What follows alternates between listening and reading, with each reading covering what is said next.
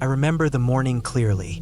The air was cool, sharper than I expected for late summer, and the ground still carried the dampness from last night's rain. My boots sank a little with each step as I made my way from the gravel parking lot toward the tree line. The trailhead sign was faded, the paint chipped and the wood slightly warped, but I could still make out the name carved into it. I had seen photos of this place online and heard people say it was a good hike if you wanted peace, but most also mentioned how empty it usually was. That was part of why I picked it. I wanted a long day alone, away from noise, away from the feeling of being stuck inside walls. The first stretch of the trail was wide and soft, scattered with pine needles. The air smelled heavy with sap, wet dirt, and the faint sourness of rotting leaves deeper in the undergrowth. It felt quiet in a way that pressed against my ears. No cars, no hum of power lines, no voices. Just trees, tall and still, with occasional movements when the breeze passed through. First, I felt calm. Hiking always gave me that, each step loosening up something in my chest, each breath easier than the last. The trail bent uphill quickly, the kind of climb that makes your legs burn almost right away. My pack pressed down harder on my shoulders, but I told myself it was good, that the weight and the effort would be worth it once I reached the overlook I'd read about. Supposedly, there was a point a few miles in where the trees opened up and gave you a wide view of the valley below. That was my goal. Just hike steady, reach the overlook, rest, then head back. The ground got rougher as I went. Roots crawled across the dirt, rocks jutted out at odd angles, and patches of mud forced me to watch where I stepped. I liked it though. The unevenness made me pay attention. I could feel the world tightening around me, narrowing down to the small circle of things I noticed. The rhythm of my boots, the sting of sweat creeping under the straps of my pack, the sound of birds calling high in the branches. But something else slipped in with the quiet. By the second mile, I started realizing just how alone I was. Usually, on hikes like this, I'd pass someone coming back down, or at least hear voices faintly somewhere up the trail. Not here. The trail felt abandoned. No footprints in the soft mud. No candy wrappers or broken branches showing someone had been through. Only my steps, fresh and obvious, marking the dirt behind me. I tried not to think too much about it. I told myself this was the reason I came, to be alone, to not have to nod or wave at strangers, to not feel rushed. Still, the longer I went, the more I noticed how thick the woods were. The trees leaned close, taller and darker than I expected. Their branches knitted together overhead in places, blotting out sunlight, turning parts of the trail into long stretches of shadow. Even the air changed cooler, damper, heavier.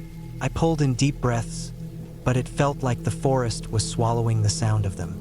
By the time I reached the third mile, my legs were aching from the climb. I stopped to drink water and adjust my pack, and for the first time, I really noticed the silence. No birds now, no insects buzzing, just the faint creak of trees rubbing against each other when the wind pushed through. I looked behind me, down the long curve of trail I had already walked, but it disappeared quickly into shadow. Ahead, the trail bent again, cutting deeper. I stood there longer than I meant to, my bottle still in my hand.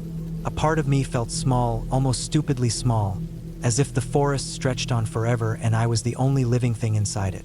I told myself that was what I wanted: peace, quiet, solitude. But the stillness had shifted from calming to something that made the skin on my arms prickle. I forced myself to keep moving.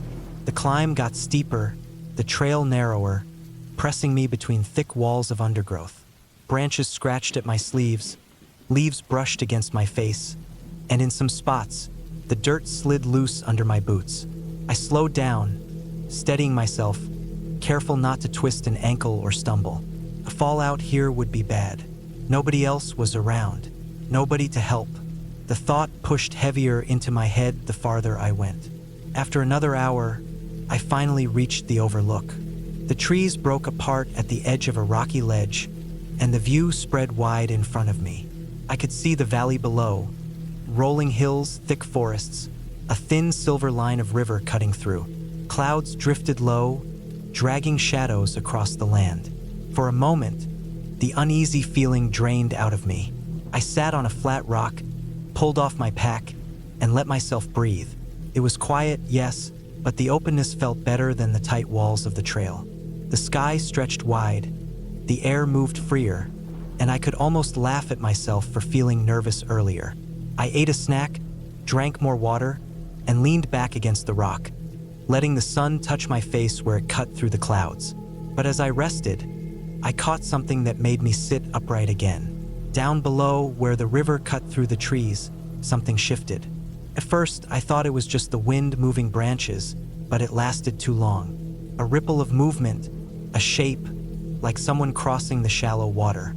I squinted, trying to make sense of it, but it was far, too far to be sure.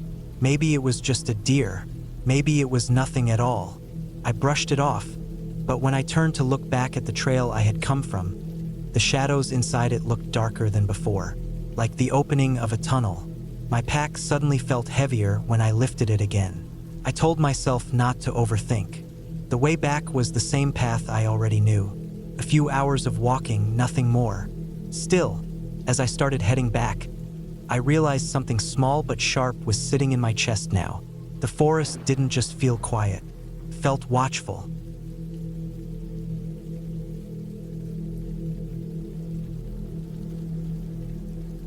I started early that morning, long before the sun came up. My backpack felt heavier than it should have, even though I only packed the basics. Water bottles, some trail mix, a first aid kit, an extra layer of clothes, a flashlight, and my map. I had checked the weather the night before. Clear skies, not too hot, not too cold. On paper, it was the perfect day to hike. The trail I chose wasn't the busiest one. In fact, that was part of the reason I picked it. I didn't want to deal with the chatter of people, the lines of cars in the parking lot, or the sound of someone's Bluetooth speaker echoing through the trees. I wanted quiet. I wanted to feel like I was the only one out there. At the time, it sounded perfect. When I parked my car and stepped out, the air was damp and cool. The lot was empty, which gave me a small rush of excitement. No cars meant I'd have the whole trail to myself. I tightened the straps on my backpack and started walking toward the tree line. The trailhead sign was worn and weathered, with some of the lettering chipped away. I traced my finger over the faded letters, like it might give me a little reassurance before I stepped into the woods. The forest swallowed me quickly. The trail was narrow, just wide enough for one person, with tall trees crowding close. The air inside was colder than the open lot, shaded and still. My boots made steady crunching sounds on the dirt and gravel, the kind of sound that feels louder when you're the only one around. For the first couple of miles, everything felt normal, peaceful even. My legs warmed up, and my breathing found a rhythm. Birds called from high up, squirrels darted across the path, and beams of light slipped through the branches in thin streams. I stopped once or twice to sip from my water bottle and check the map, even though I already knew the route. It was an old habit, making sure I was still on the right trail even when it was obvious. The ground gradually tilted upward, and the trail grew rougher. Rocks jutted out, and roots twisted like veins across the dirt. I focused on each step, careful not to trip. My shirt clung to my back with sweat, even though the air was cool. As I climbed, the forest seemed to grow quieter. The birds faded. The rustling of small animals disappeared. I noticed it slowly, the way you notice your ears ringing in silence. At first, I thought maybe I had just tuned them out while concentrating on my breathing. But as I stopped to catch my breath, standing still, I realized how unnaturally quiet it was. The only sound was my own breathing and the faint tick of my heartbeat in my ears. I stood there longer than I needed to, trying to listen for something. Anything. But the woods gave nothing back. I shook it off and kept moving. Trails could be like that sometimes. Animals hide. The wind dies down. The forest feels heavy. It wasn't unusual. Still, the silence clung to me like a weight on my shoulders. Another mile passed, and the trail leveled out onto a ridgeline. Through a gap in the trees, I could see the valley below, stretched out in a patchwork of green and gray. The sight should have been beautiful, but instead, it gave me a strange feeling. The distance, the emptiness of it. It made me realize how far I really was from anyone. No voices, no houses, no roads. Just me, standing on a narrow strip of dirt high above the world. I pressed on, keeping my pace steady. My watch showed it was just past noon, but under the thick canopy, it felt much later. The light didn't reach the ground in most places, leaving the trail in a dull, dim haze. I started to notice how easy it would be to lose my way if I ever stepped off the trail. The forest floor looked the same in every direction. Ferns, rocks, and trunks disappearing into darkness. At one point, I thought I heard something behind me, a quick snap like a branch breaking under weight. I stopped immediately, my body freezing before my mind even caught up. I turned, scanning the trees, but saw nothing. The trail stretched back the way I came, empty and still. I told myself it was just a deer, or maybe a branch falling naturally. My boots crunched again as I started walking, but now I was hyper-aware of every sound I made. The forest seemed to amplify it. The scrape of my boot on rock, the rustle of my jacket, the soft clink of the metal water bottle in my pack. The trail narrowed even more as it wound into a thicker section of woods. The trees pressed close, their trunks black in the dim light. The air smelled damp, earthy, like rotting leaves. The silence deepened until I found myself swallowing just to break it. Another snap came from somewhere in the trees. This time it was sharper, closer. My chest tightened. I stopped again, slowly turning my head, straining my eyes in every direction. Nothing, just trees and shadows. I felt the urge to call out, just to hear a voice, but I bit it back. The idea of my own voice echoing in that silence felt wrong, almost dangerous. Instead, I quickened my pace, my boots striking harder against the ground. After about half a mile, I noticed the trail markers weren't as frequent. I saw one nailed to a tree, faded paint barely visible, and then nothing for a long stretch. My stomach nodded. I unfolded my map, tracing the route with my finger.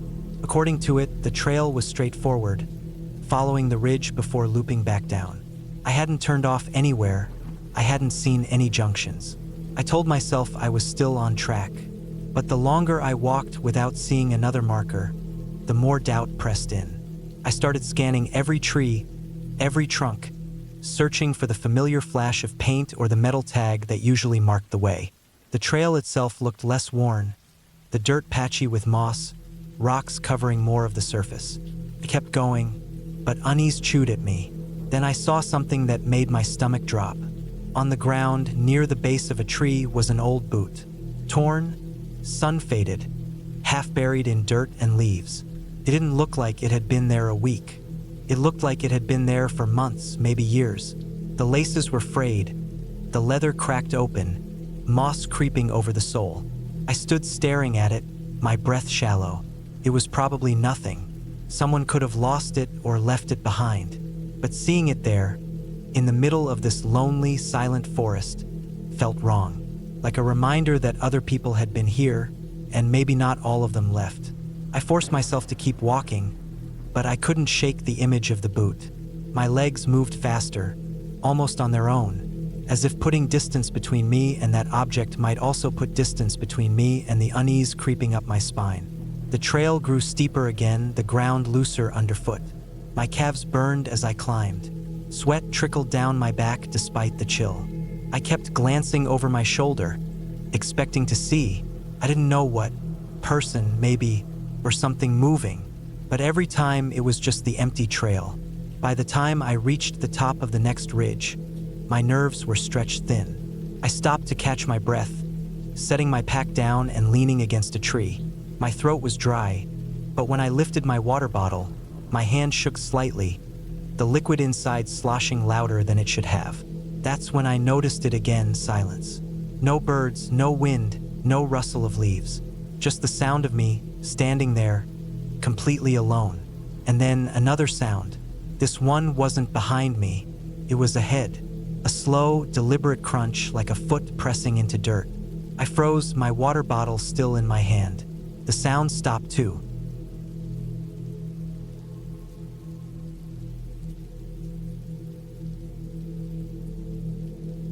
I set out before sunrise.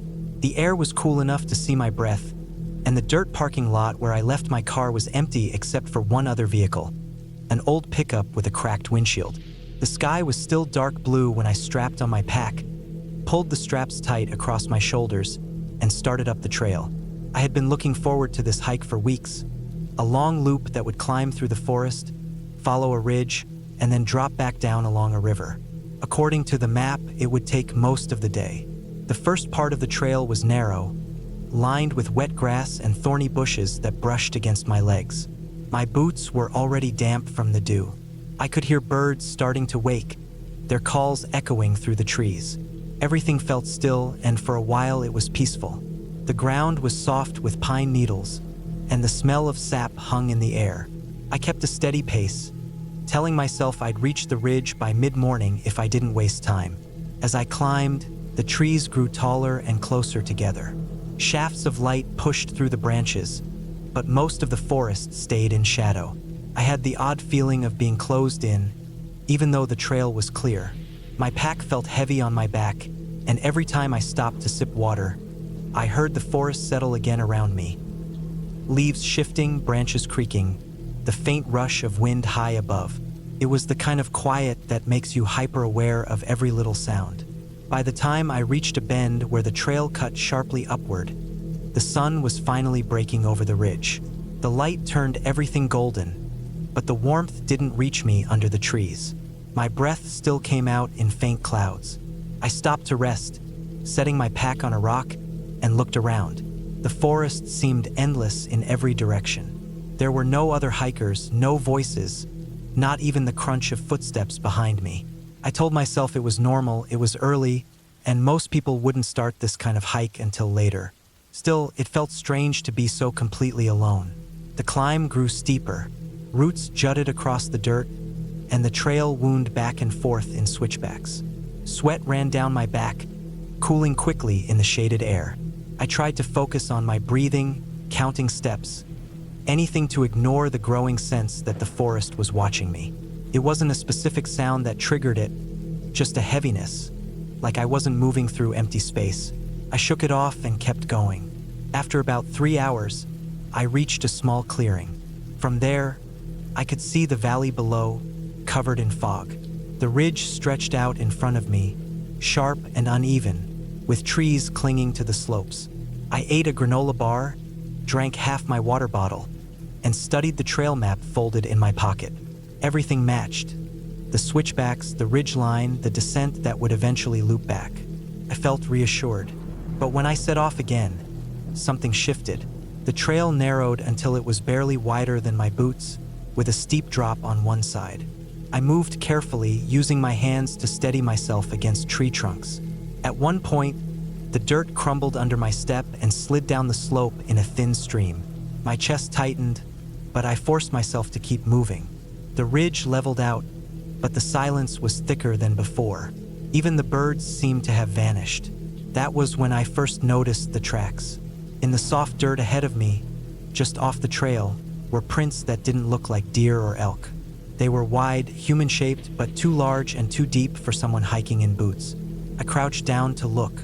The edges were sharp, which meant they were fresh. My scalp prickled. I told myself someone else must be out here. Maybe the pickup truck belonged to them. Still, I hadn't heard a single voice or snapped branch to suggest another person. I adjusted my pack and kept walking, glancing behind me every few minutes. The trail curved, and every time I came around a bend, I half expected to see someone ahead, but the path stayed empty. Hours passed. The sun climbed higher, warming the ridge, but the forest still felt cold. My water supply was running low, and I decided I'd refill at the river when I reached it. I checked the map again. If I kept a steady pace, I'd be descending soon. That was when I heard it. A sharp crack of wood, not far behind me. My whole body froze. I turned, scanning the trees. Nothing moved. The trail behind me was empty. I waited, my heart thumping so hard I could feel it in my throat. After a long minute, I forced myself forward again, but my pace was quicker now, my steps louder. Every sound the forest made seemed amplified. The rustle of leaves, the scrape of bark, the groan of old branches. Then came another sound, Closer. The distinct thud of a footstep. I didn't look back right away. I just walked faster, my hands damp on my trekking poles. When I finally turned, there was still nothing there. The trail curved out of sight, but no figure appeared. I told myself it was an animal, maybe a bear or a moose, but the step had sounded deliberate, heavy, too much like my own. I pushed on until my calves burned. The trail started sloping down, but it wasn't the descent I'd expected. Instead of dropping toward the river, it veered into a dense part of the forest I didn't recognize. I pulled the map out again, holding it flat against my thigh. The lines didn't match. The ridge should have ended by now, but the trail kept twisting into unfamiliar terrain. I walked slower, scanning for a junction I might have missed. My chest felt tight, my breathing shallow. Then I spotted another set of tracks. Deep, wide prints in the dirt, the same as before. They overlapped my own fresh ones, like whoever made them was following me. A wave of cold washed through me. My throat was dry, but I couldn't bring myself to drink. I stuffed the map back in my pocket and kept moving, trying not to imagine who or what was out there. Every sound was sharper now. The rattle of leaves, the echo of my boots. I felt hunted. The forest grew darker as the clouds moved in, dimming the light. I checked my watch. It was only a little after 2 in the afternoon, but the air felt like evening. I needed to find the river. Water meant safety, a landmark, a way back to the loop. Instead, the trail narrowed again, funneling me deeper. That was when I saw something on the ground. A torn piece of fabric, snagged on a branch. It was faded blue, stiff with dirt, like it had been there a while. I picked it up and turned it in my hand. It looked like part of a shirt sleeve. My stomach clenched. I dropped it and stepped back, suddenly aware of how alone I was. The silence pressed in on me. No wind, no birds, no movement except my own. I told myself to stay calm, to keep walking, but my legs felt heavy, my steps uneven. I could feel eyes on me, even though I couldn't see anyone. I kept walking, every muscle tight, until the trail dipped sharply downward. I stumbled, caught myself, and then heard it again. Footsteps, this time matching mine, quickening when I quickened, stopping when I stopped. My skin crawled. I spun around. The trail behind me was empty, but the feeling didn't fade.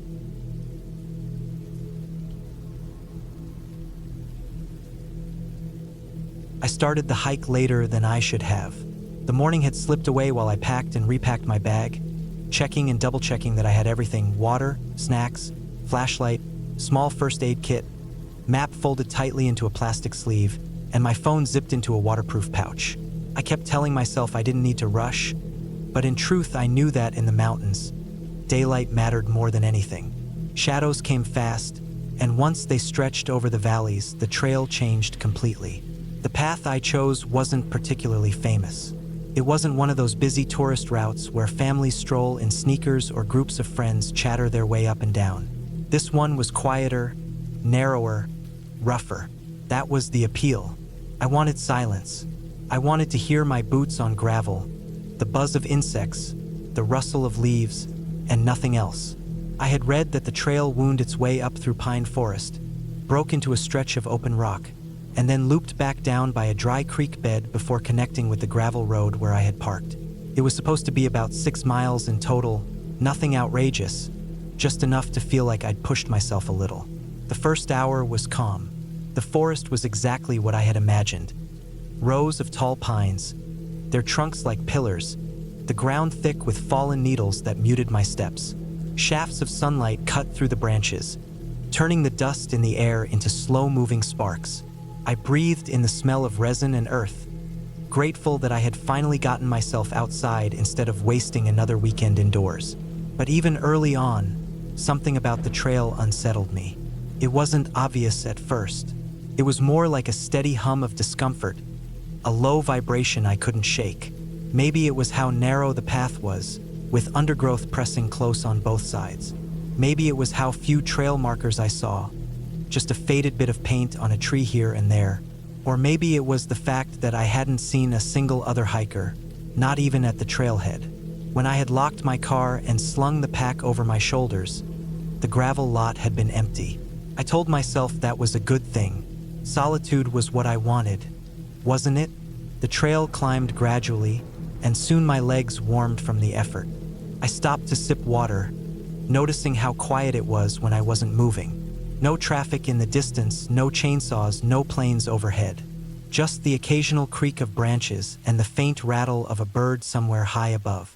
It was peaceful in one sense, but also too empty. The longer I stood there, the more aware I became of the silence pressing against my ears. I shook it off and kept moving. By midday, I reached the rocky section. The trees thinned, giving way to exposed slopes of pale stone. The sun was high and hot, and the reflection off the rocks stung my eyes. I paused to smear sweat off my forehead with the back of my hand. My water was going down faster than I expected, and I made a mental note to ration better on the second half. From up there, the view stretched far. I could see the valley below, the snaking line of the dirt road where my car sat invisible under the trees, and beyond that, more ridges fading into haze.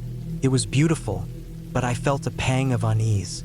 Looking out that far made me realize just how deep I had come into this place. No houses, no cabins, no towers, just endless forest.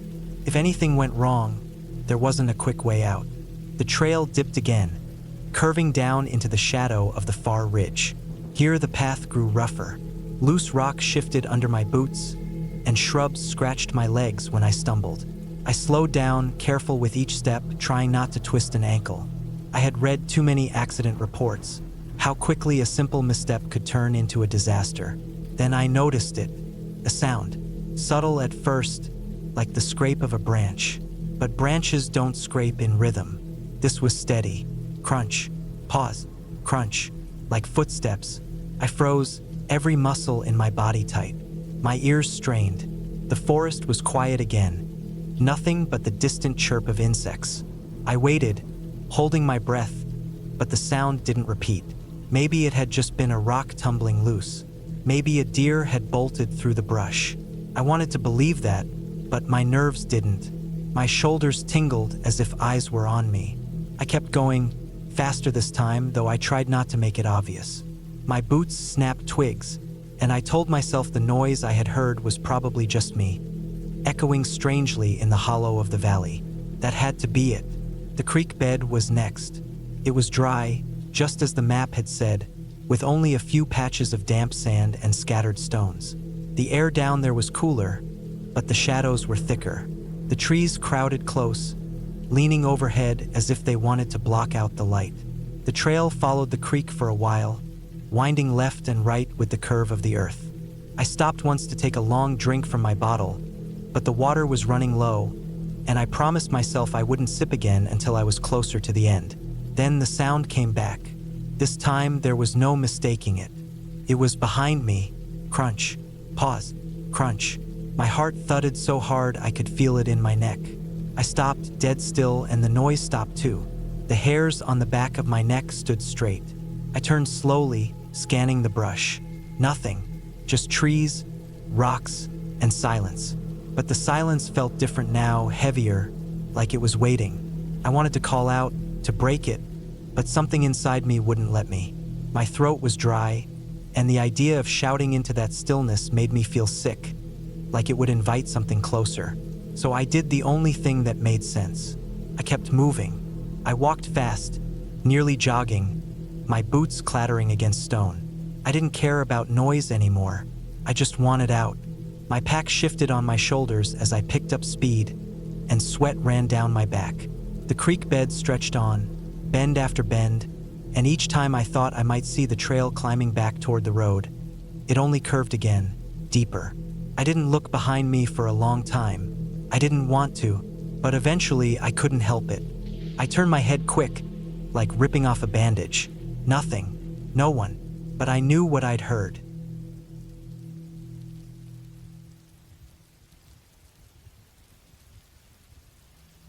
I remember the morning I set out as clearly as if it happened yesterday. The air was cool and damp, heavy with the smell of pine and wet dirt. I had been planning this hike for weeks, studying the map, checking the weather, packing my bag carefully. It wasn't supposed to be anything extreme, just a long day out in the mountains, following a trail that looped through a forested ridge and then back down into a valley. The guidebook described it as challenging but manageable if you started early enough and kept a steady pace. That was exactly my plan. I parked my car at a small dirt lot just after sunrise. There were only 2 other vehicles there, both coated in dust and pine needles, looking like they had been sitting for days. I should have taken that as a sign that not many people came through here, but at the time it felt like a good thing. I liked being alone in the woods, or at least I thought I did. The first mile or 2 was peaceful. The trail cut through tall trees, the sun slanting between them in golden beams.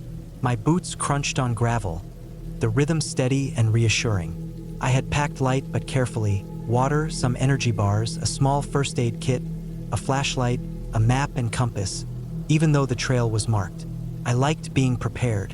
As the trail climbed, the forest thickened. The air grew cooler, and I noticed how quiet it was. No wind, no voices, not even the hum of insects, just my footsteps and my breath. Every so often, I would stop and take a sip of water, standing still with the bottle in my hand, and the silence would press in harder, making me realize just how far I was from anything. It was a strange kind of quiet that made me more aware of the sound of my own body, the faint thump of my pulse in my ears, the rasp of fabric as I moved, the quick hiss of breath in and out. By mid-morning, the trail grew steeper. Roots cut across the dirt like veins, and I had to use my hands more than once to steady myself. I paused at a rocky outcrop to catch my breath and looked out over the trees. From up there, the forest spread endlessly, dark green ridges rolling off into the haze. It was beautiful but also overwhelming. There was nothing human in sight. No houses, no roads, no towers. Just trees and mountains and sky. That was the moment when a small unease crept in. I didn't want to admit it, but being surrounded by so much emptiness made me feel smaller than I had expected. I told myself it was part of the reason I had come, to be away from everything, to push into real solitude. Still, the silence gnawed at me. I pushed on.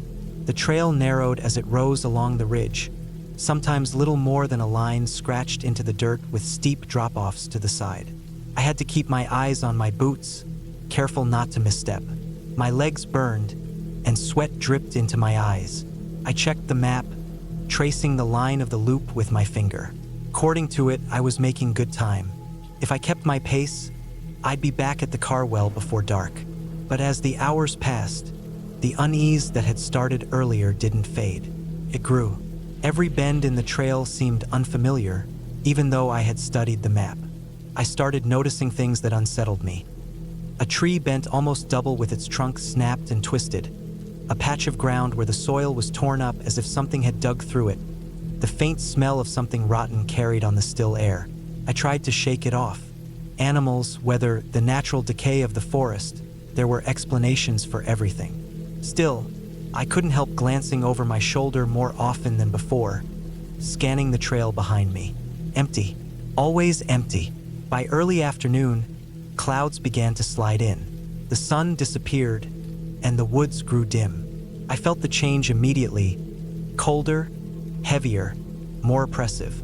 My breath made faint wisps in the air, and I realized I had underestimated the drop in temperature at higher elevation. I tugged my jacket tighter and kept moving. I came to a fork in the trail. The map showed only one path, a loop without branches. But here it was 2 ways forward. One veered left, climbing a little higher along the ridge. The other dropped right into a thicket of dark pines. Neither looked particularly well worn. I stood there, heart thudding, trying to match what I saw to the map. Nothing lined up. The guidebook had been clear. No forks, just a single loop. But maybe the Forest Service had cut a new route since the book was printed. Or maybe I had misread the map earlier. I hesitated too long. The quiet pressed in harder, making the hairs rise on my arms.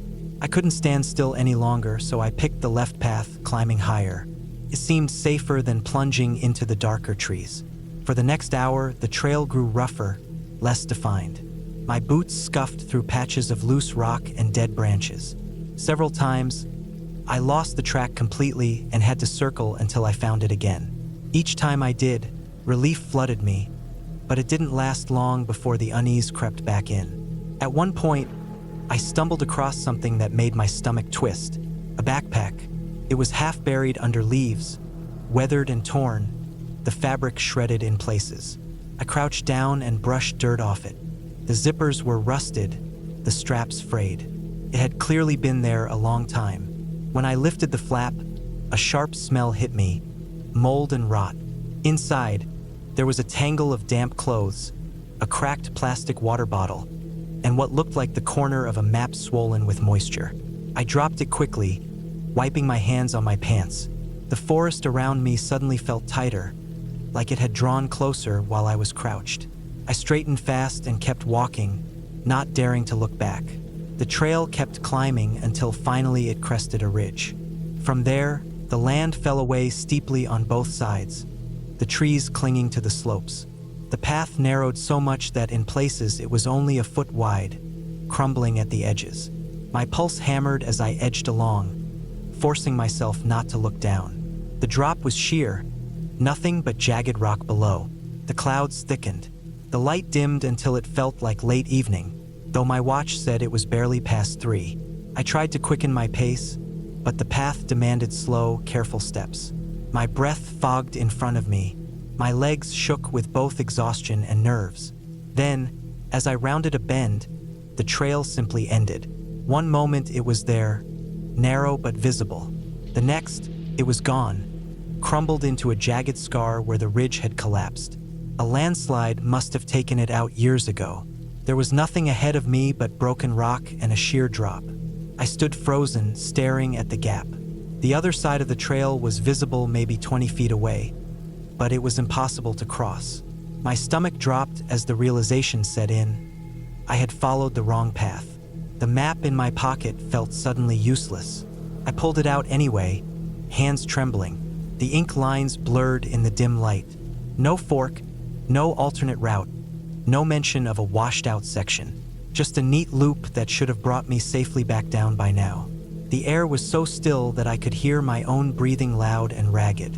My skin prickled. I didn't want to turn around, but I had no choice. The only way forward was back. Retracing steps always feels longer than the first time, and this was no exception. Every bend, every root, every twisted tree felt unfamiliar on the way back, as if the forest had shifted subtly while I was gone. The light dimmed further, sliding toward dusk. Shadows pooled between the trees, and then I reached the fork again. Except this time, it didn't look the same. The left path, the one I had just come down, seemed narrower, choked with branches that hadn't been there before. The right path, the one I had avoided earlier, yawned open like a dark throat. My chest tightened. Something was wrong, deeply wrong, but I didn't have the luxury to stand frozen again. Darkness was coming fast. I needed to pick a way. I turned right.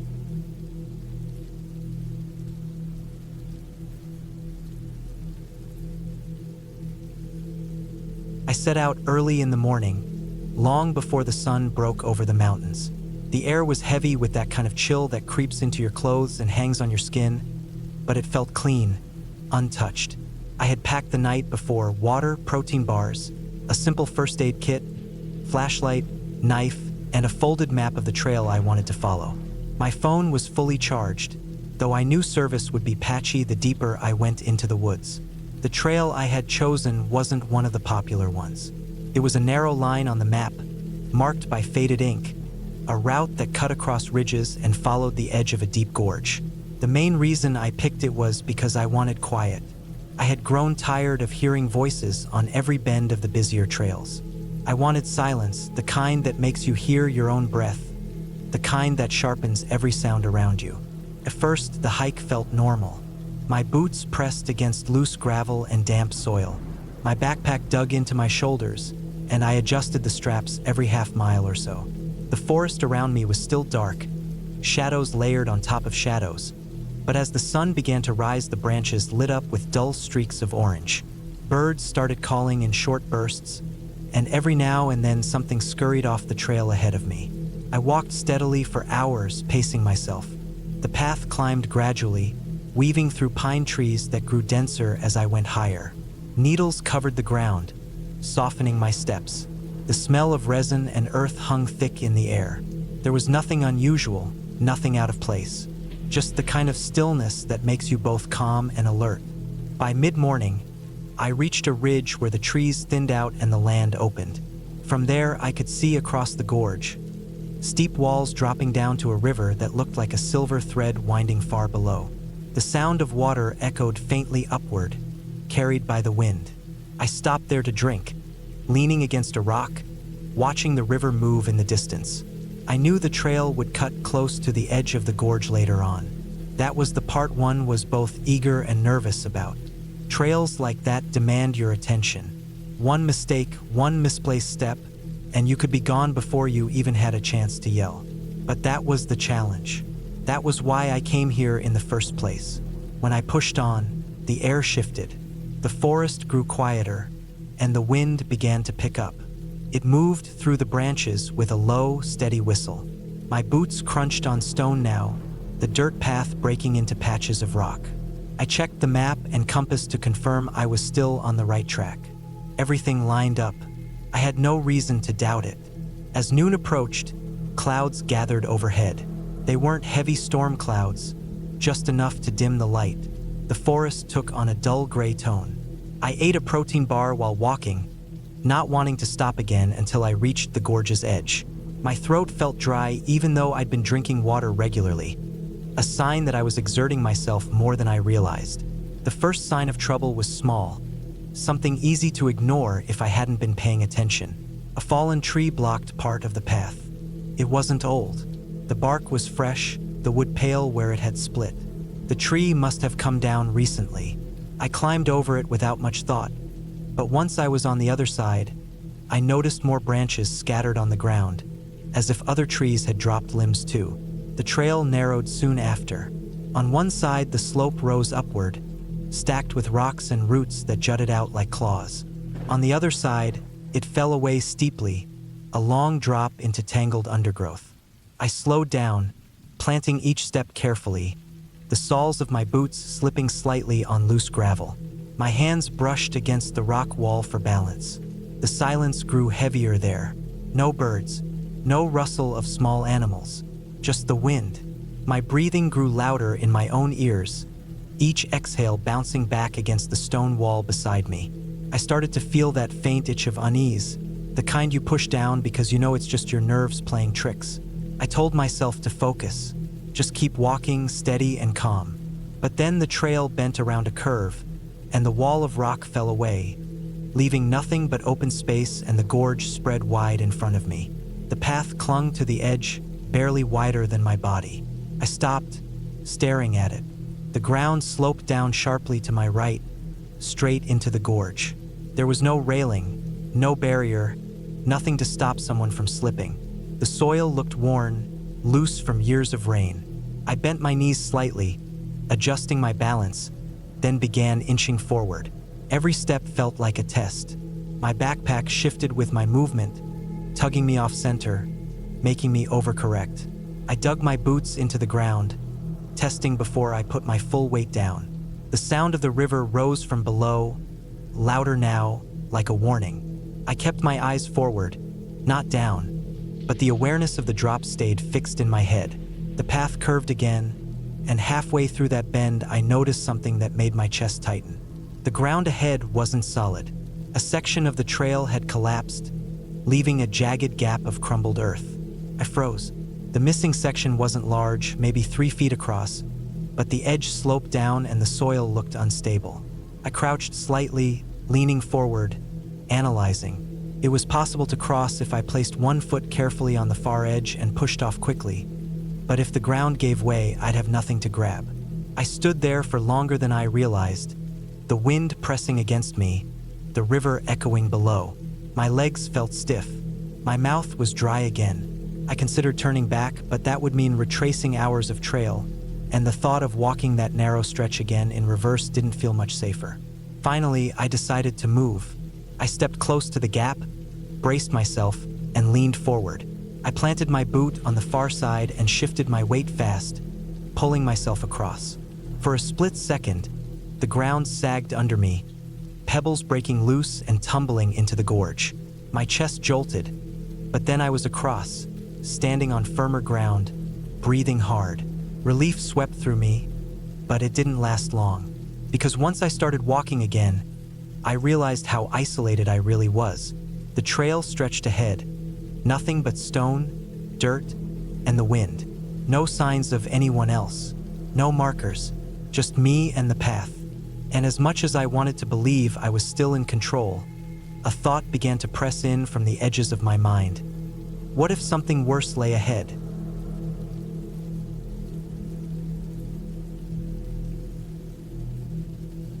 I always liked hiking alone. It gave me space to think, to clear my head, and to escape from the noise of daily life. That's why, on a warm Saturday morning in late September, I drove out to a trail I had never tried before. I had done plenty of research beforehand. It wasn't too far from where I lived, maybe a 2-hour drive, and most of the reviews I read online said it was quiet, lightly trafficked, and more rugged than the average marked trail. That was exactly what I wanted. The trail started near a forest road that wound around a set of low mountains. When I pulled into the dirt parking lot, there were only 2 other cars there. I took that as a good sign, not too crowded. The sun was already up, hanging just above the tree line, and the air felt cool. It smelled like pine and damp soil. I strapped on my pack, tightened my boots, and started walking toward the trailhead. The first part of the trail was simple enough, wide and easy to follow. It cut through tall pine trees that stood close together, their branches high overhead, letting just enough light filter through to keep the ground bright. The silence struck me right away.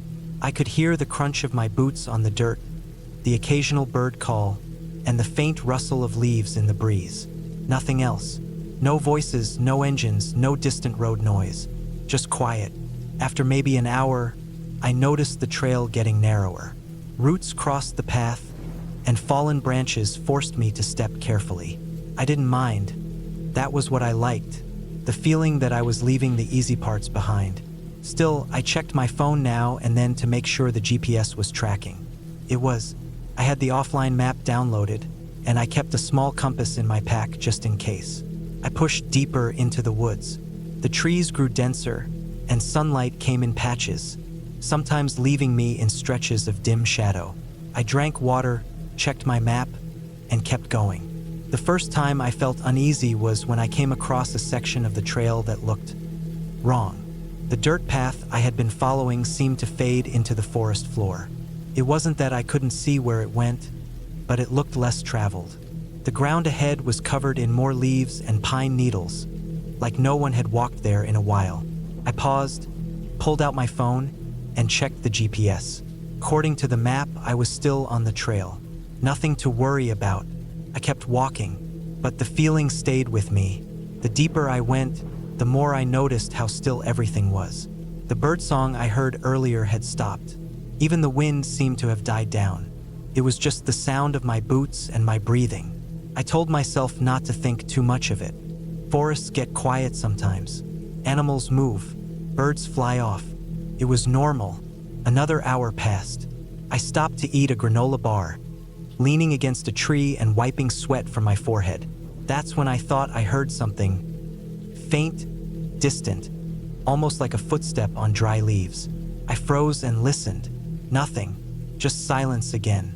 I stood there a while longer, straining my ears, but the forest gave me nothing. I convinced myself it was probably just a squirrel or deer moving in the underbrush, and I started walking again. The trail twisted uphill, steep in some parts, and I had to grab onto roots and rocks to steady myself. My legs burned, and sweat dampened my shirt. At the top, I found a small clearing that gave me a partial view of the valley below. The trees opened just enough that I could see the rolling hills, green and endless, stretching out toward the horizon. It should have felt peaceful. Instead, I felt small and far from everything familiar. I realized then how isolated I was. I hadn't seen another hiker all day. As I moved back into the trees, I thought again about that faint sound earlier. A step, maybe. The idea stuck with me. I kept glancing behind me, scanning the trail. Nothing was there, just the same narrow dirt path leading back the way I came. I told myself I was imagining things. Long hikes do that. Your brain plays tricks when all you have is silence and repetition. Still, I started walking faster. The forest seemed darker now. The trees were closer together, their trunks thick and rough, their branches tangled overhead like a net. The air felt cooler too, as if the sun couldn't reach me anymore. I pulled my pack tighter and tried to focus on the ground ahead, watching for loose rocks and roots so I wouldn't trip. It was another half hour before I noticed something else. A shape low to the ground, partly hidden between the trees to my right. I stopped. At first, I thought it was a fallen log, but the longer I looked, the more it seemed out of place. Too square, too flat. I stepped off the trail, slowly, crunching over leaves. It was an old wooden crate, half rotted, split open at one side, covered in moss. I crouched and pushed at it with my boot. Empty, just a dark hollow space inside. I felt a chill crawl up my neck. Who would leave something like that out here? It didn't look new. It looked like it had been sitting there for years, forgotten. I backed away and returned to the trail. Not long after, I found another thing that didn't belong. This time it was a rusted metal can, crushed flat, lying in the dirt. A few steps further, I saw another one. Then a torn piece of cloth caught on a branch. Then a shoe, half buried in the ground, its laces gone. Each item made me stop longer than I wanted to. Each one tightened my chest a little more. Trash in the woods wasn't strange on its own. But these didn't feel like ordinary litter. They felt old, left behind, forgotten. And they weren't clumped together like someone had dumped them. They were spread out along the trail, one after another, like a breadcrumb trail of things lost by someone who never came back. I thought about turning around. The thought pressed against me harder with each step. But I kept telling myself I'd be fine. I had my GPS. I had water. I wasn't lost. I wasn't hurt. If I turned back now, I'd just be giving in to nerves. So I kept walking.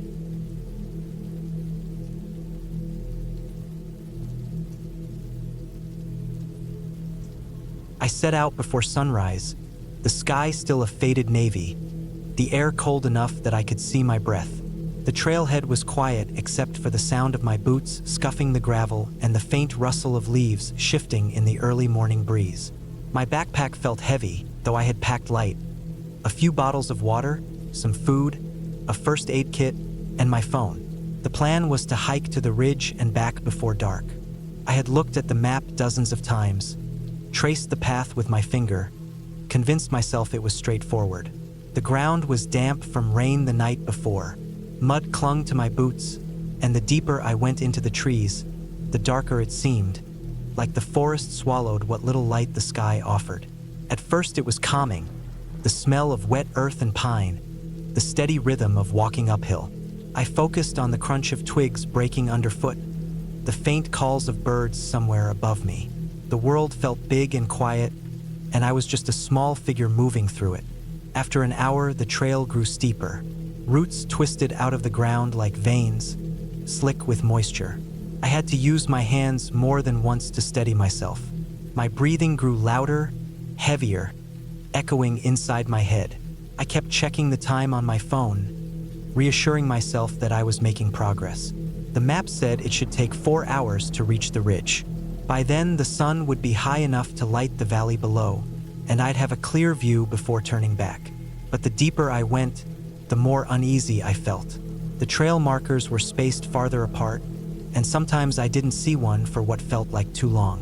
I would stop, look around, retrace my steps a few paces, and only then catch a glimpse of faded paint on a rock or a notch carved into a tree. It was enough to keep me moving forward, but the confidence I started with was gone. The forest was too quiet now. Even the birds had gone silent.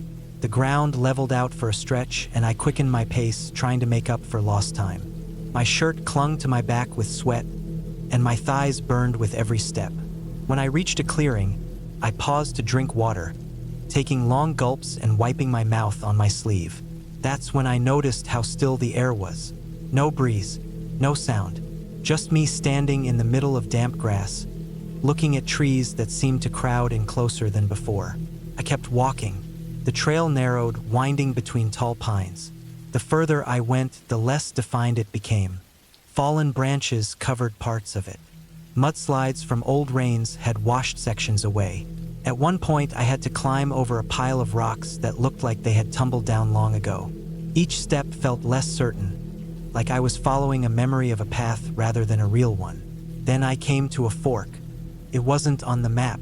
Two trails split in opposite directions, both faint, both overgrown. I stopped, pulled my phone out, and checked my position. The dot blinked uselessly on the screen, floating over a green expanse with no details, no service. I stared at the two trails, trying to read them like they were books. One veered uphill sharply, cutting through rocks. The other dipped slightly into thicker trees.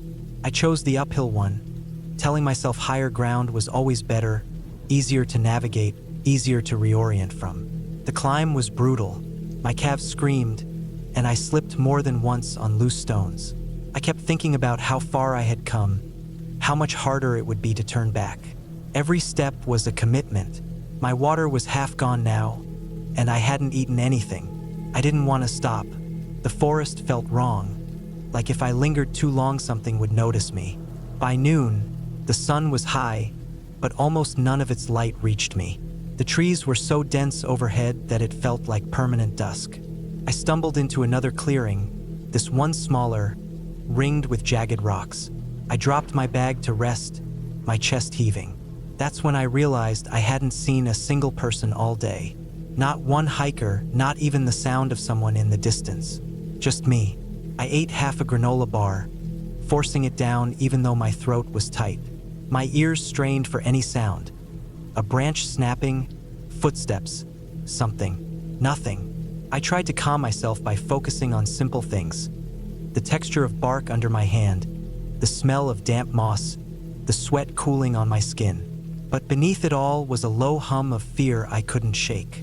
I pressed on, telling myself the ridge couldn't be much farther. The trail was gone now, nothing more than a faint depression in the ground. I moved slower, scanning every direction for markers. My chest tightened with every minute that passed without seeing one. I kept checking my phone even though I knew it wouldn't help. The battery was down to 60%, and I put it on airplane mode to save what was left. Then I heard it, a sound behind me, soft, a crack of wood like a branch giving under weight. I froze. My pulse thudded in my ears. I turned slowly, scanning the trees. Nothing. Just shadows and trunks and the stillness of a forest holding its breath. I stood there for too long, staring, waiting. Finally, I forced myself to keep moving, but I didn't shake the feeling of being watched. The terrain shifted again. I found myself in a gully, damp and colder, with rocks slick from runoff. My boots slid, and I had to grab branches to keep upright. The silence pressed in on me. Every breath I took sounded too loud. My shoulders ached from the weight of the pack. My legs felt heavier with each step, and always the sense of something just out of sight. By late afternoon, panic started creeping in. I hadn't reached the ridge. I hadn't seen a marker in hours. My water was low. I kept moving uphill, telling myself I'd break through the trees and see some landmark, anything to orient myself. Instead, the forest grew thicker, the ground steeper, until finally I collapsed against a tree, shaking. I had to make a decision: push higher and risk getting even more lost, or turn back and try to retrace steps that already felt like they had melted away behind me. The forest doesn't hold your path the way you think it does. You walk one direction, and when you turn around it looks entirely different. Every tree, every rock, every shadow blends together.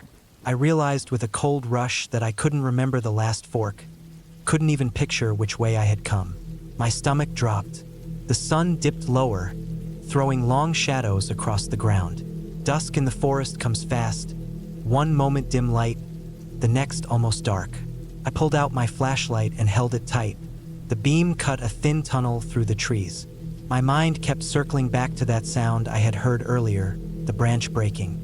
I tried to tell myself it was a deer, maybe even just my imagination, but it didn't feel like that. I forced myself to move, The air grew colder, my breath visible again. Every sound set me on edge. A distant rustle, the drip of water, my own boots grinding against gravel. I tried to count my steps to stay calm, but lost track almost immediately. My thoughts spiraled, each one worse than the last. What if I couldn't find my way out? What if my flashlight died? What if there was something out here with me? Hours blurred. The forest swallowed the light completely. My flashlight was the only thing keeping the dark from pressing against me. I stumbled over roots, scraped my shins on rocks, tore my hand on thorns. My body hurt everywhere, but fear kept me moving. Couldn't stop. I knew if I stopped, I might not start again. At one point, I thought I saw movement ahead, a flicker low to the ground. I froze, swung the light in that direction. Nothing, just trees. I told myself it was a trick of my tired eyes, the flashlight beam catching on something. But the feeling of being followed never left. By midnight, exhaustion dragged me down. My legs barely lifted. My throat was raw from breathing cold air. I found a hollow at the base of a tree and sank down, clutching the flashlight to my chest. I told myself I'd rest just for a moment. The forest felt alive around me, listening. My skin prickled with every sound, every shift in the dark. I didn't sleep. Not really. I drifted, startled awake at every crack or rustle. At some point, I realized the batteries in my flashlight were dying, the beam weaker, dimmer. My heart pounded. If the light went out, I didn't know what I'd do. I gripped it tighter, shaking it as if that would help. When the first gray light of dawn filtered through the canopy, I forced myself up. My body screamed in protest. I moved anyway. I needed to find a way out before panic swallowed me whole. The forest looked different in daylight, less like a wall and more like a maze. I tried to follow the slope downhill, reasoning that water always runs down and rivers usually lead somewhere. Hours passed. My water was gone. My lips cracked with thirst. I stumbled often, catching myself just before falling. Every sound in the forest still made me flinch. Once, I spotted fresh tracks in the mud. Not boots, but something larger, wider.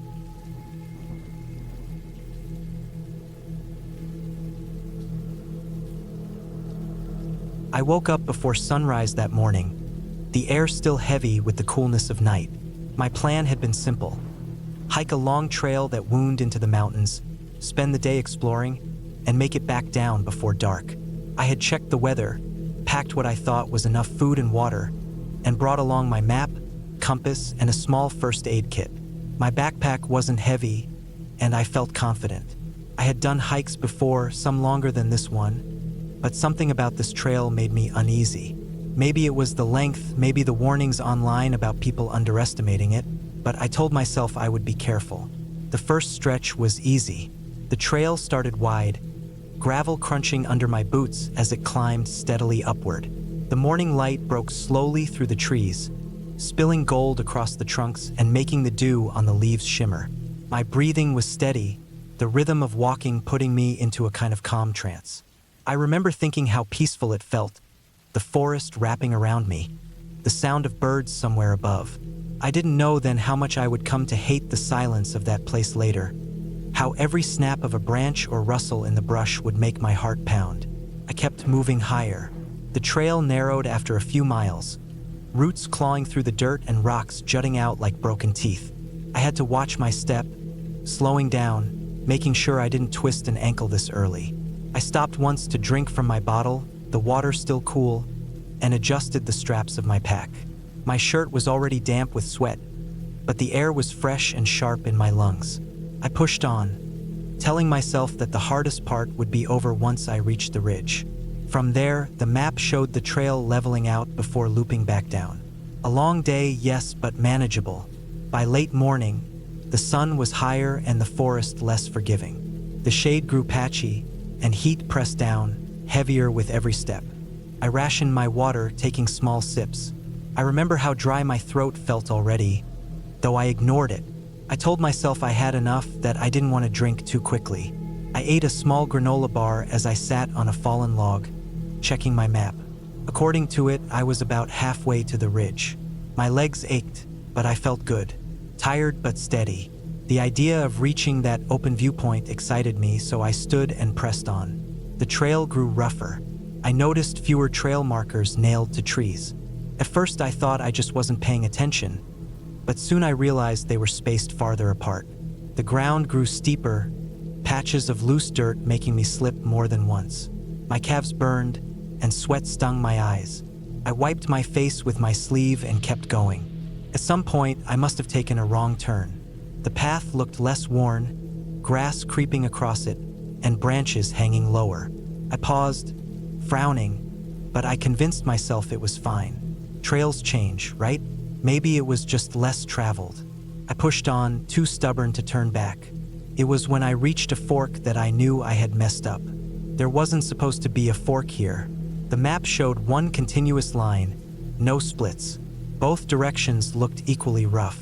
I stood there for a long time, staring, trying to match what I saw with the map, but nothing made sense.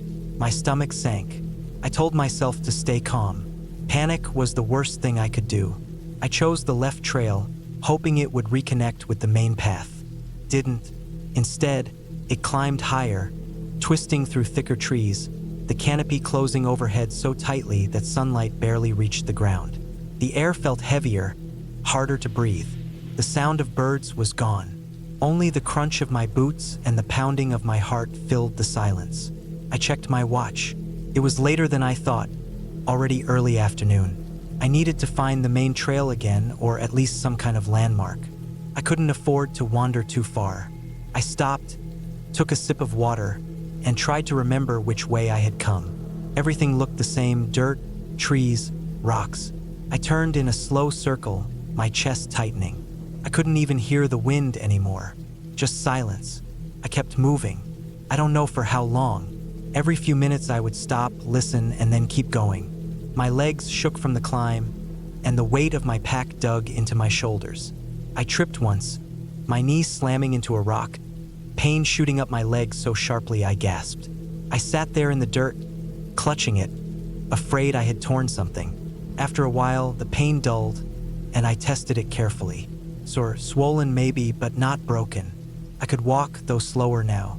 My hands shook as I pulled my bottle from my pack. The water was almost gone. I drank a tiny mouthful, just enough to wet my tongue, and put it back. My throat screamed for more, but I forced myself to save it. The woods grew darker as the sun dropped behind the ridge I had never reached. Shadows stretched long across the ground, and the air cooled fast.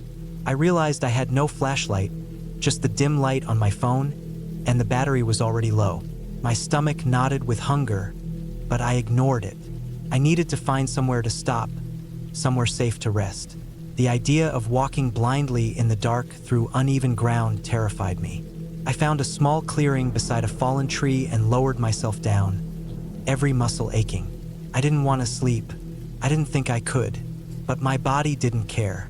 Exhaustion pressed down hard, and my eyes closed. When I woke, it was pitch black.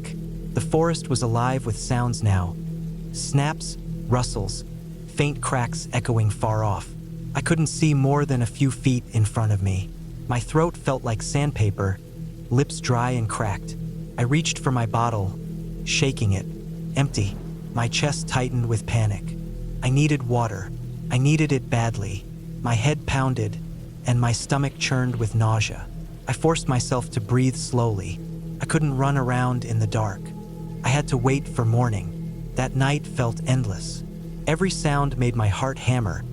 Every shift of the wind sounded like something creeping closer. My body ached from the cold ground, and I kept shivering, curling tighter into myself for warmth. At some point, my mind drifted into a foggy half-sleep filled with strange dreams, but I jolted awake every few minutes, heart racing. By the time a faint gray light finally touched the trees, I felt weak, dizzy, and more afraid than ever. I stood on shaky legs and forced myself forward. I needed water. That was all I could think.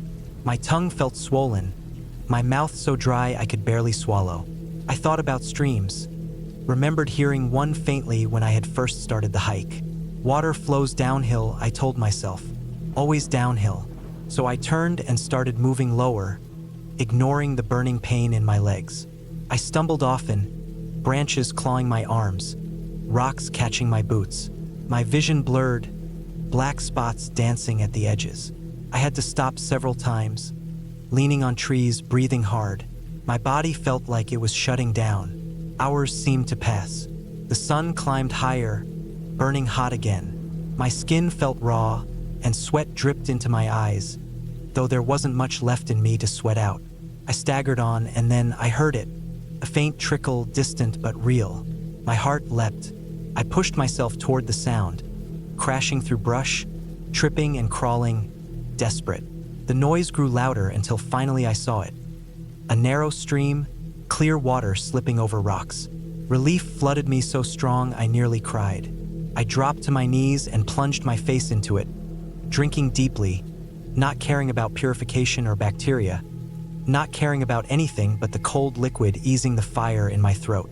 I drank until my stomach hurt, then sat back, gasping, water dripping from my chin. I had water now, but I wasn't safe. I was still lost, still far from the trail. The stream gave me hope, though. If I followed it, it might lead somewhere, down to a river, a road, maybe even people. I forced myself up and began following its edge, stumbling often but refusing to stop. The forest stretched on and on, endless. Hours passed. My legs shook, and my knee throbbed with every step. The sun slid lower again, painting the trees orange. Panic clawed at me as I realized I would face another night out here, weaker this time, colder. I needed to push harder. That was when I saw it. A faded trail marker nailed crookedly to a tree not far from the stream. I froze, staring, hardly believing it was real. My chest tightened with hope. I stumbled to it, running my hand across the worn paint. It was old, weathered, but it meant I was near a trail. I looked around and, after searching, found the faint outline of a path. Overgrown, barely visible, but a path. I followed it, forcing my body forward despite the pain, despite the exhaustion. Took hours, maybe more.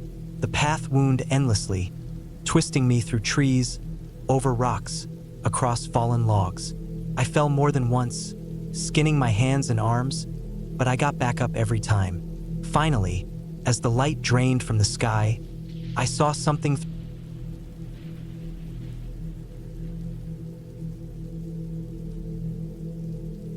I started the hike late in the morning, which was already a mistake. I had checked the trail map on my phone the night before, and it seemed straightforward. About 12 miles out and back, moderate elevation gain, with a river crossing and some switchbacks near the top. The weather forecast was clear, though the nights in that region dropped quickly into the cold. I packed light, maybe too light. A couple granola bars, a bottle of water, a small flashlight, and a thin jacket stuffed into my backpack. I figured I'd be back before dark, so I didn't see the need for more. The first few miles were calm, almost pleasant. The path wound through thick forest, tall pine trees stretching so high that the sun only broke through in patches, stripes of gold on the ground. My boots crunched on the dirt, birds flitted overhead, and now and then a squirrel darted across the trail. Felt safe, almost too quiet for how deep the woods seemed to go. I walked faster than I should have, not stopping to really pace myself.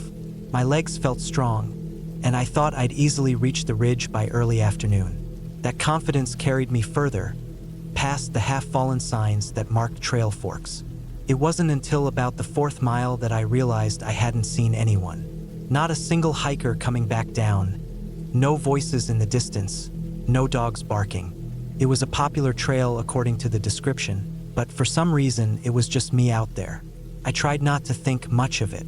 The air grew colder as I gained elevation. The ground shifted from packed dirt to loose rock, and I had to pay closer attention to my footing. My breathing grew heavier, and the silence started to press against me. I pulled out my phone to check the GPS, but of course, there was no service. Just a blinking blue dot that lagged when I moved. I shoved it back into my pocket. The first uneasy feeling crept in when I reached the river crossing. It wasn't wide, maybe 20 feet across, but the water moved faster than I expected. The rocks that made a natural stepping path across were slick with moss, some of them barely visible under the rushing water. I stood there for a while, my stomach tightening as I looked from stone to stone, trying to judge the safest way. My boots weren't waterproof. If I slipped, I'd be soaked and freezing the rest of the way. I chose carefully, planting each step slow and deliberate, arms out for balance. Halfway across, one of the stones wobbled under me, and my heart kicked hard against my chest. I froze, steadying myself, breathing sharp through my nose. Somehow, I made it across, but when I stepped onto the far bank, my legs were trembling. I told myself it was just adrenaline, but I couldn't shake the thought of how bad it would have been if I'd gone under. The trail climbed steeply after that, switchback after switchback, the trees thinning as the ground turned to gravel. The higher I went, the quieter it got. No birds, no wind, just my boots scuffing against the rock. At times, I swore I heard something faint behind me, like a branch snapping or gravel shifting, but when I turned, there was nothing. By the time I reached the ridge, my shirt was damp with sweat, and my water bottle was almost empty. I took a long drink, finishing more than half of what I had left, then sat down to rest. The view stretched wide, mountains rolling off into the distance, the valley below deep and green. For a moment, it was worth it. I felt calm again, small but safe.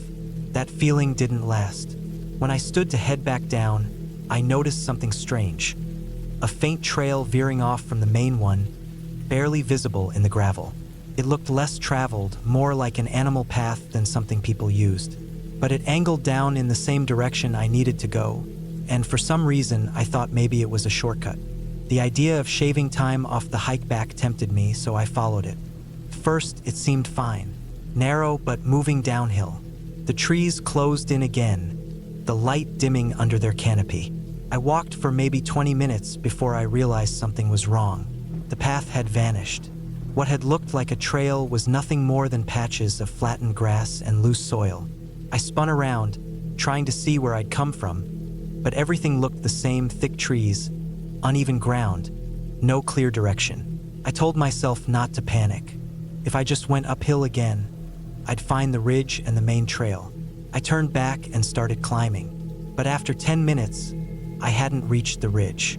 The slope kept going, and the trees pressed closer. I checked my phone again. The GPS dot jittered uselessly, and the battery had already dropped to 40%. The silence grew heavier. Every step I took seemed too loud, like it carried farther than it should. The ground underfoot grew softer, patches of mud sucking at my boots. At one point, I stepped wrong, and my foot sank ankle-deep into wet soil. When I yanked it free, the suction made a sound like something exhaling. My socks were soaked through, the cold setting into my toes.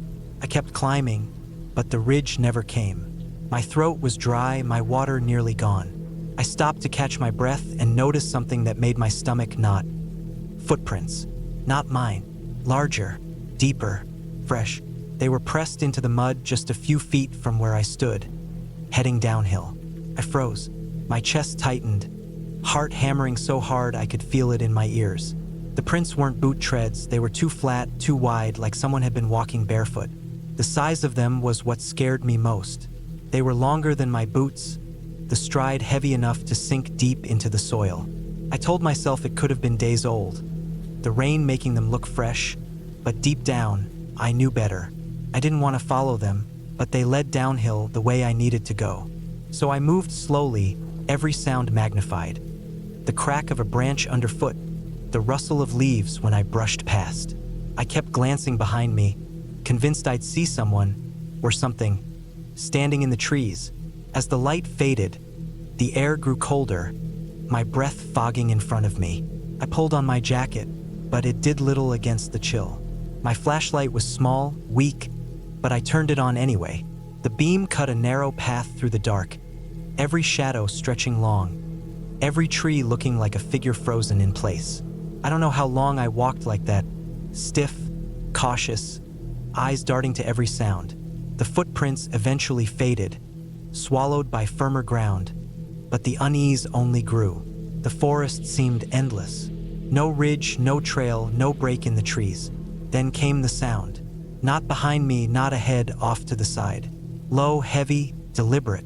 A crunch of leaves, the snap of a twig. I froze, flashlight beam shaking in my hand as I pointed it toward the noise. Nothing, just trees, their bark pale under the light. I waited, holding my breath. Seconds stretched into minutes. Then another sound, closer this time. I started moving faster, almost stumbling in my rush. My throat was dry, my legs shaking with exhaustion, but I forced them to keep going. Every time I thought the sounds had stopped, they returned, always just far enough to stay unseen, always keeping pace. Darkness fell fully then, the woods black outside my weak circle of light. The temperature dropped fast, the cold seeping through my jacket, settling into my bones. My flashlight dimmed, the battery draining. My phone was almost dead too. I knew I couldn't keep going blindly.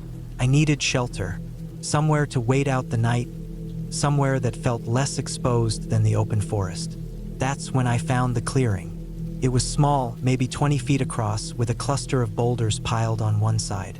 I picked my way toward them, squeezing into a narrow gap where two rocks leaned together. It wasn't much, but it felt like cover. I switched off my flashlight to save what little power remained and sat in the dark, knees pulled tight to my chest. The sounds didn't stop. Out there, just beyond the clearing, something moved. Slow, heavy. The crunch of steps circling, pausing, then starting again. At one point, I swore I heard breathing low and steady, not mine. I sat like that for hours, too afraid to move, my body stiff and shaking. At some point, I must have dozed off, because when I opened my eyes again, there was faint gray light seeping through the trees. Dawn. The forest looked different in daylight. Not safe, but less suffocating. I crawled out from between the rocks, legs numb, and scanned the clearing. No footprints, no broken branches, nothing to prove what I'd heard all night. But I knew. I turned my phone back on. The battery sat at 5%, but the GPS showed the faint blue dot again, blinking on and off. I started walking toward where it showed the main trail. My legs burned, every step heavy, but I kept moving. It took hours, but eventually, I stumbled out onto a path I recognized. The switchbacks. Relief hit so hard I almost collapsed. I followed them down, past the river, through the forest, until finally, I saw the parking lot. My car sitting there, the only one. When I opened the door and sat inside, I locked it immediately.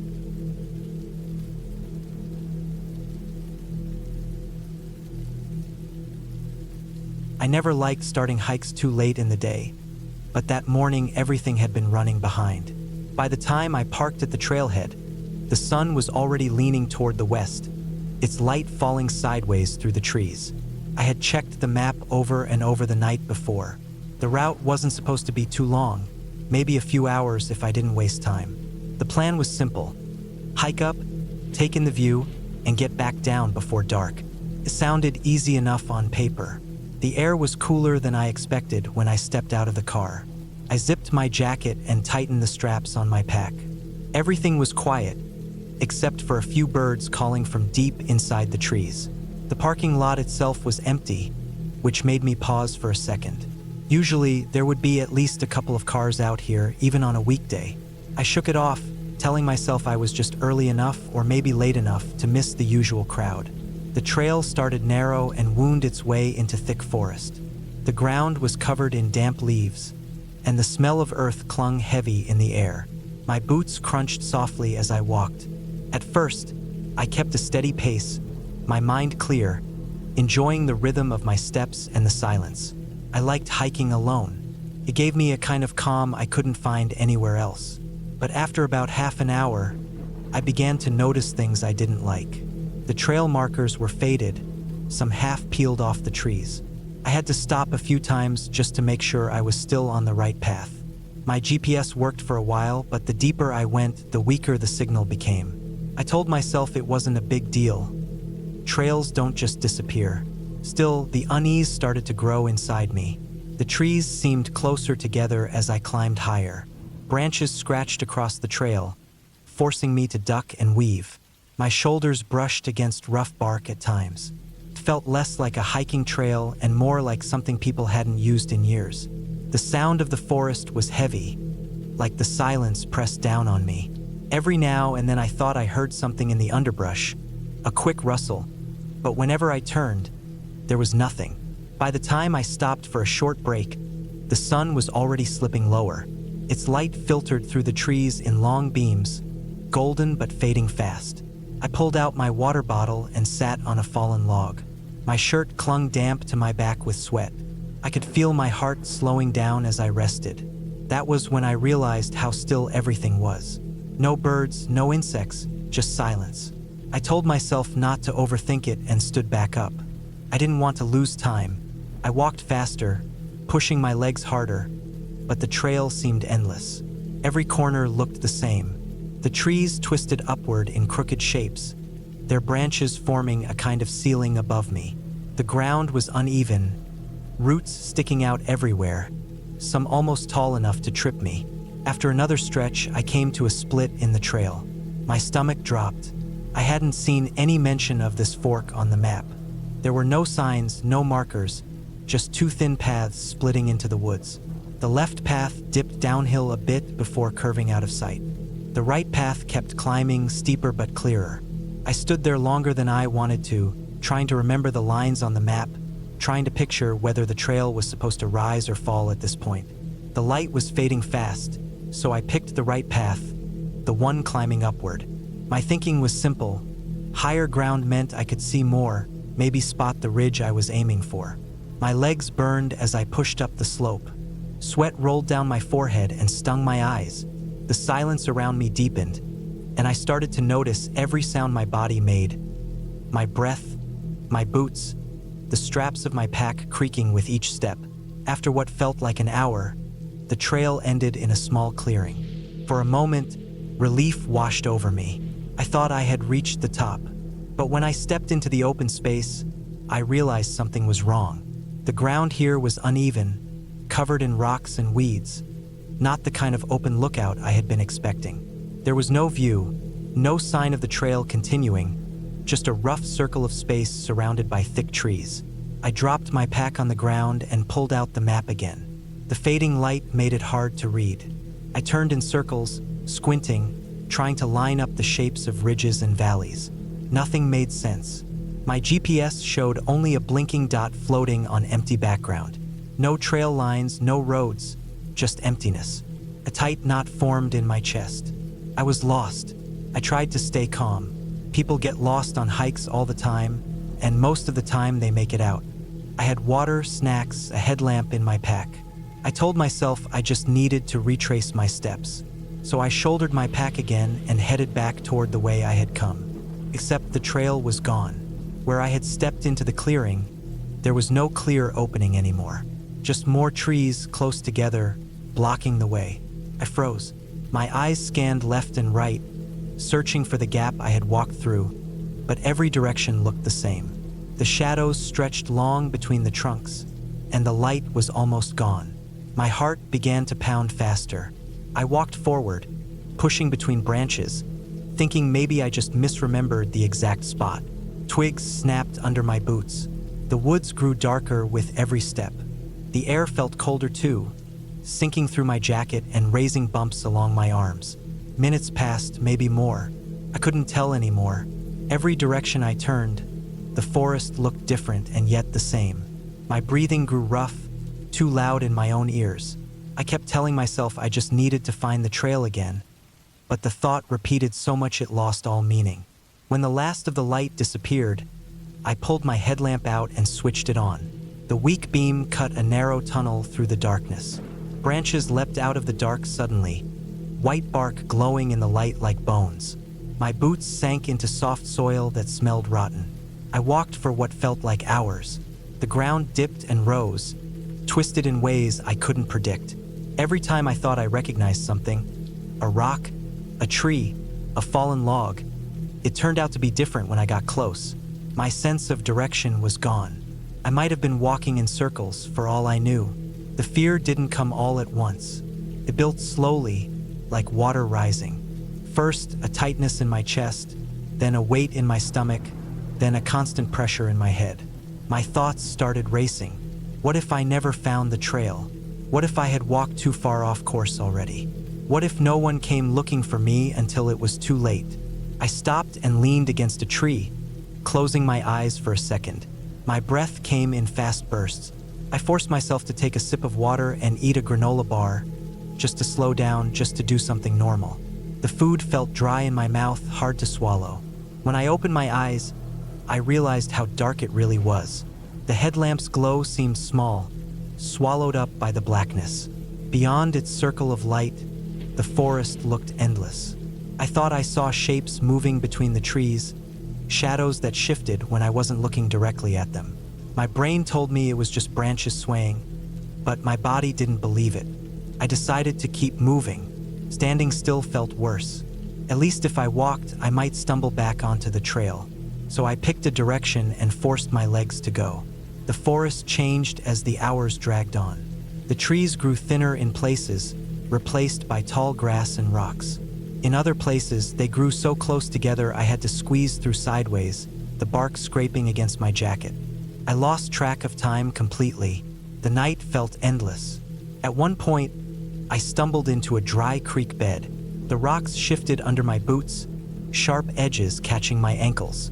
I followed it for a while, thinking it might lead somewhere, but it only twisted deeper into the woods.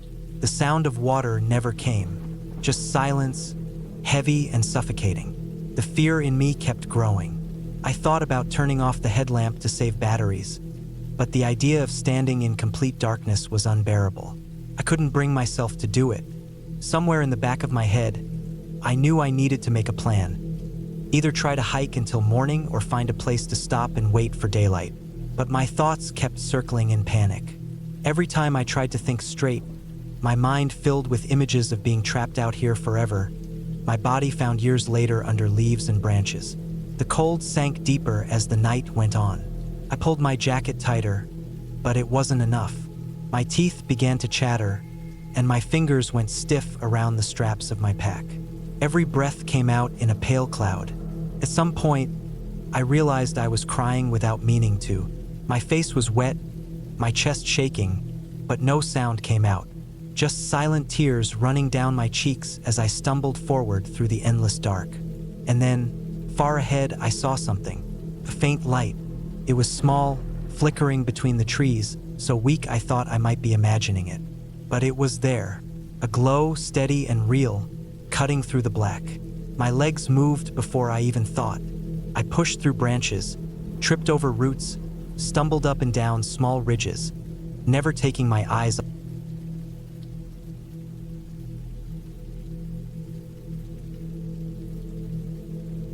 I always thought hiking alone was the best way to clear my head. No noise, no people, no pressure to keep up with someone else's pace. Just me, the trail, and the steady rhythm of my own boots hitting the ground. It was late September when I decided to take on a long hike through the mountains. The air had started to cool. The trees were already showing flashes of red and gold, and the sky stretched clear above me. I wanted to push myself further than I usually did. Instead of a short day hike, I planned an overnight loop that stretched almost 20 miles, with a rough trail cutting through dense forest, skirting cliffs, and winding past an old fire lookout tower that hadn't been maintained in years. The trailhead was quiet when I parked my car in the gravel lot. There were no other cars around, which didn't bother me at first. In fact, I welcomed the solitude. I strapped on my pack, checked that I had water, food, my map, headlamp, extra batteries, and a small emergency kit. I glanced at the warning sign nailed to the post by the trailhead. Black bear sightings in the area, caution about steep drop-offs, reminder to carry enough water. Nothing I hadn't read before. I pulled the straps tight across my shoulders and set off. The first couple of hours were calm. The trail started easy, winding through tall pine and aspen trees. The air smelled sharp and clean, like sap and dry needles. Every so often a bird burst from the branches overhead, or I heard the dry rustle of a chipmunk darting into cover. The path itself was narrow, but not too rough. My breathing was steady, my steps confident. I felt strong. I liked that feeling, the sense that my legs were carrying me deeper into a place where few people would bother going. By midday, the sun was high and I stopped to eat. I sat on a flat rock overlooking a narrow ravine, pulled a granola bar from my bag, and washed it down with lukewarm water. The silence pressed in all around me, broken only by the faint trickle of water down below and the occasional groan of the trees shifting in the breeze. I pulled out the map, tracing the line of trail I still had to cover before nightfall. My plan was to make it past the fire lookout before setting up camp. It didn't look far on paper, but I knew from experience that maps often lied about the effort it would take. The trail grew rougher as the afternoon wore on. Roots snaked across the dirt, and in some places loose rock threatened to slide out under my boots.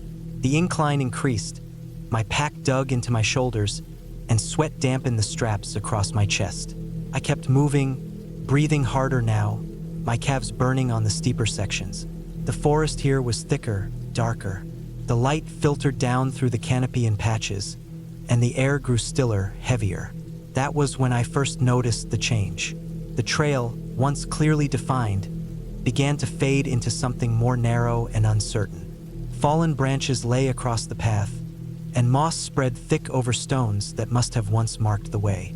I pulled the map from my pocket, frowned, and tried to line up the switchbacks with the terrain. According to the map, the trail should keep climbing in long bends toward the ridge, but what lay in front of me looked more like an animal path than anything else. I hesitated, shifting my weight back and forth, trying to decide whether I had already missed the turn. I told myself it was fine. I had a compass, I had the map, and the trail had to reconnect if I just kept going. So I pressed forward. The ground rose sharply, and soon I was scrambling more than hiking, pulling myself up with my hands when the slope got too steep. I couldn't shake the feeling that I was drifting off route, but I kept convincing myself it was temporary, that the trail would reappear just beyond the next rise. But it didn't. The trees closed in tighter, the light dimmed, and the ground beneath me was littered with slick needles and loose dirt. By the time I admitted I'd gone off trail, I was already deep into it. I turned back, but the slope looked unfamiliar. My own boot prints had vanished on the dry ground. Every direction looked the same. Tall trees, uneven rocks, slopes that all seemed to tilt downward when I wanted to go up. My chest tightened. I forced myself to stop moving, to take slow breaths. Panic was the quickest way to make things worse. I pulled the map again, trying to orient myself with the compass, but in the thick forest, with no visible landmarks, it was nearly impossible. The ridge should have been to the north, I knew that much, but the exact line of the trail was gone. I picked a direction that I thought would bring me back up toward the ridge and started moving slowly. I marked trees with small scratches from my knife to keep track of where I'd been. For the first hour, I thought I was making progress. The slope seemed to climb, the air grew thinner, and I imagined that soon I'd break through the trees and see the fire lookout above me. But the forest had other plans. As the afternoon light began to fade, I realized I was circling. I saw one of my own tree markings again, faint in the dim light. Somehow, despite trying to go in a straight line, I had curved back to where I'd already been. A deep unease set in. I had been hiking long enough to know how easily the woods could confuse your sense of direction, but knowing didn't make it less terrifying.